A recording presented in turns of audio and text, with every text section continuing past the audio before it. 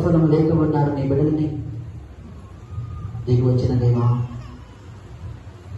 వారందరినీ కూడా దీవించి ఆశీర్వదించమని ఈ పవిత్రమైన సాంగ్యంలో ప్రత్యేకంగా ఆ యొక్క సాంగ్యాన్ని మనందరము కూడా మన వాంఛ క్రియలతో ప్రభువును మనందరం కనపరుచుకోవడానికి, ఆరాధించుకోవడానికి దేవుడు మనందరినీ స్వస్థపరచాలని దిగి వచ్చినటువంటి యొక్క క్రీస్తు ప్రభువు మన జీవితాలు గొప్ప కార్యాన్ని చేయాలని ప్రార్థన చేసుకుందాం. ఓ ప్రభువ నీవనికముగా పవిత్రుడవు, సర్వ పవిత్రతకు ఊతయు నీవే,